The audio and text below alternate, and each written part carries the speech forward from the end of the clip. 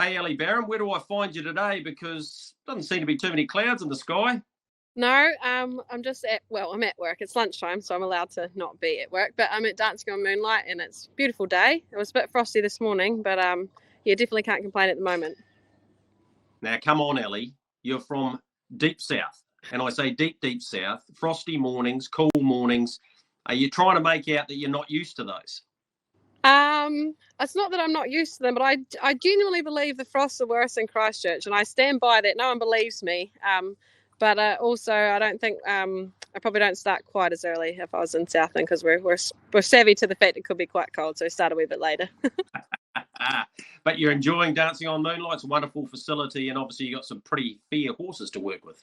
Yeah, we're so spoiled with the facility that we have, and Robert and Sam and everyone. If anything needs done, they get it done for us, and obviously Stonewall's just a super setup and as a whole, and yeah, the horses are generally pretty quick too, so pretty good. And of course, you still get the opportunity to travel south, which we'll find you on Saturday at Winton. Before we get into your drives, you got a dozen wins up for the season. You've travelled round a wee bit. Is that about where you thought you'd be 4 months into it?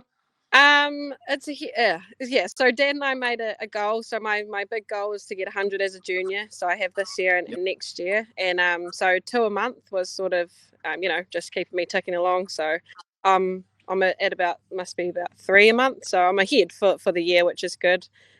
So yeah, positive. All right, you've got about just under 30 to go to get to that 100, and I think that's a pretty realistic goal. And is that what your life's about, setting those types of goals to strive to get to the next level? Yeah, absolutely. I'm pretty realistic about how tough it is in my future as a driver. So I want to make the most of my juniors, and I think it's it's a bit of a prestige thing to win 100 as a junior, and I think I'll be pretty happy with that.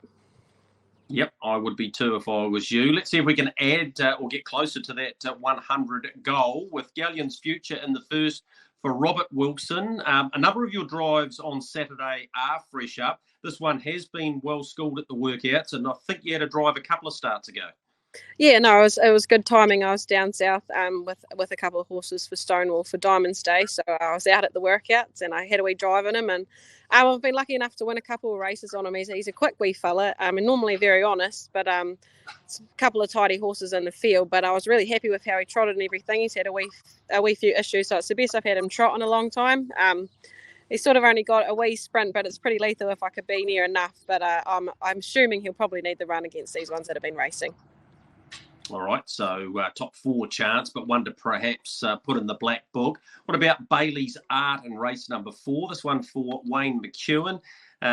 Look, with the ability to be competitive, although inside the second row is not going to make it easy. Yeah, it's my first time driving this wee girl, but obviously she's got breeding on her side, and she's put in a couple of tidy runs. The horse I'm following out, it's a bit of a tricky horse. He can hit his knees, but I think he'd be better on a bigger track, which will help. But again, I don't really know where I'll end up in the running. They might have to nurse him a wee bit. But again, she's fresh up, and I think she will be hitting the line. But I'd say she'll be one to follow, definitely in that sort of grade of maiden. Yeah, finished second in her only workout recently behind Galleon's Contender. White Diamond Gold in race number 6. She got the win last time, courtesy of an inside second row draw sitting in the trail. That's all cool, but confidence levels for her should increase, and you get to start in the same grade.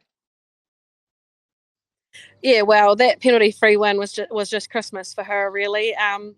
I sort of was a wee bit disappointed that she didn't win by as much as I would hope, but a win's a win. But she also had a bit of a blow, so I think she'll be better for it. Obviously, from the draw, she'll need a bit of luck, but it was Christmas for her. She gets out there against the same horses, so she gets another opportunity. Yep, she comes up with gate number 7. Bodine Hustler in race number 7. For Graham Anderson and Mike Love, first up in a wee while, does race well, fresh. You've had a win on him. He's placed multiple times. He has good early gate speed. There's a few ticks there. Are you looking forward to getting back on board?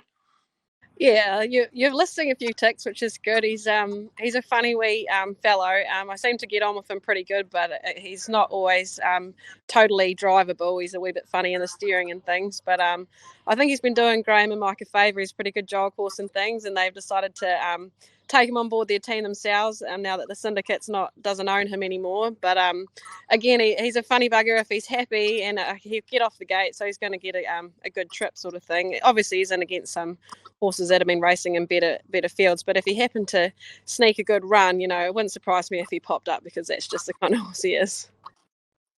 Yep, I understand those quirks and have tipped him out several times, and he's not delivered on what his potential would be. Let's just leave that there with him. Another one for the same training combination in the last, Needham Hurricane, and again, you've copped an inside second row draw. Yeah, I sort of normally wouldn't really like that draw for him. He's a wee bit funny sometimes on the fence, but the horse he's following has been showing some very good form, and it won really nicely last week. Graham and Mike are really happy with the horse. He seems to have really enjoyed the change of scenery. He's been a good horse to me, so hopefully we can get another one. I'd like to get a win on him in their colours, because they've done me a favour taking him on. All right, on paper, a lot of these horses are either A, fresh up, or B, might need a run, and if they get the right sort of run, they can get some money. But for the people tuned in, what do you reckon might be the best of them? And on top of that, what's the one you think we should follow post-Saturday? Oh, it's actually hard to choose between them, which one I think is the better chance, because, as you say, they're all sort of fresh up or could be thereabouts. I can't tip out Boating Hustler as much as I'd like to, so I'd say Needham Hurricane, just because I know that Graham and Mike are happy with him, and he's in a grade that's winnable for him, and he's won at Winton, likes the big track, and he's definitely happy, so I think he'd be my best chance of winning a race. All right, we have to wait to race number 9. Really appreciate you taking the time out in your lunchtime, Ellie, to have a chat to us, and go well on Saturday. Thanks very much, Greg. Cheers.